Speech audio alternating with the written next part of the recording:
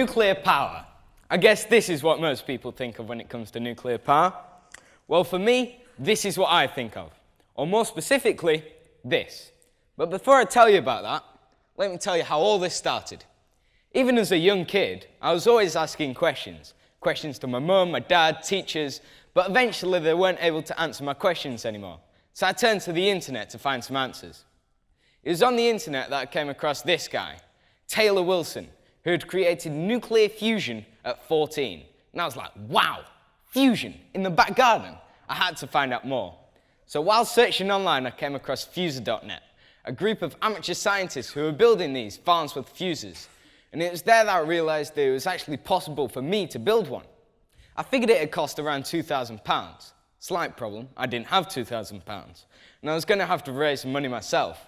So I started writing to some local nuclear facilities, big engineering companies, universities, but you know what? For some reason, they didn't want to give £2,000 to a 13-year-old trying to build a nuclear reactor. No idea why. So I asked my school science teacher if she could help me with my project.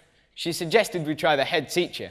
So after a Dragon's Den-style pitch to Mr. Hurrigan, I managed to persuade him to part with £2,000. So, armed with the school credit card, I turned to eBay. I bought parts from all over the world, resistors from Hong Kong, vacuum pumps from Lithuania, and power supplies from the USA. I made this, my fusion reactor. However, I couldn't buy everything from eBay. Their terms and conditions were a little restrictive. Even the specialist gas suppliers seemed concerned. They wanted to know why exactly a 13-year-old boy wanted to buy 10 litres of deuterium gas. So, this is the neutron detector. It's a key part of my reactor. I use it to tell me if the reaction has actually happened or not. However, they're not easy to get hold of. I had to call everyone I knew to find someone who might know someone who might just happen to know someone else who actually owned one of these. In the end, a local university, Manchester in fact, sorry Salford, lent me this one. The high voltage power supply was one of their most expensive parts, but when it arrived from the USA, it didn't work. And even to this day, I haven't figured out why. But luckily, a local switchgear company not only lent me this power supply to use, they also taught me how to use it safely. There's so much about safety. Apparently, there was some concern about letting a 13-year-old loose with a nuclear reactor in school. Not sure why. One of the conditions was that to be over 2 meters away from the reactor while it was in operation. This presented us with a slight problem. You see these arms? There's nowhere I could reach.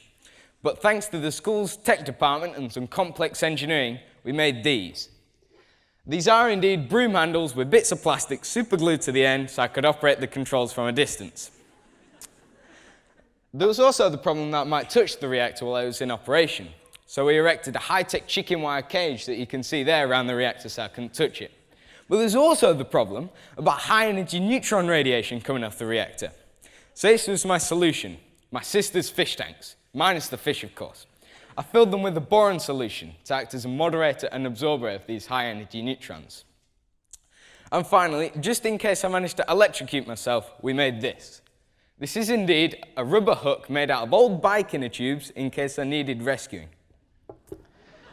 So, the big day had come. I was feeling calm until the press started turning up. I might have mentioned a little something to Mr. Hurrigan about there being some possibility of some PR for the school. I was only thinking the local paper, but press from all over the place turned up. So the cameras were set up, I had my hook ready, and then we switched on the reactor. The first thing I did was pump down the chamber and apply the high voltage. That's when I achieved this, plasma, a key step in producing fusion. All I had to do now was add in a tiny bit of deuterium gas and up the voltage. I got this, a reading on the neutron detector. It seemed that I'd done it. It was amazing. All my hard work had paid off. But now the dust has settled. The PR was nice, certainly exciting. But now as a young scientist, I now need to go back to the experiment and do it again. So I know it really happened. Because in science, as you all know, we need to repeat our experiments and duplicate our results. But to any young scientist but none of this would have happened if it wasn't for a science teacher who believed in the dreams of her pupils and a head teacher that was willing to take a risk to give me the opportunity. So to any young scientist out there, no matter how young, nothing is ever too big for you to try. All you need is curiosity, determination, and an open mind. Thank you.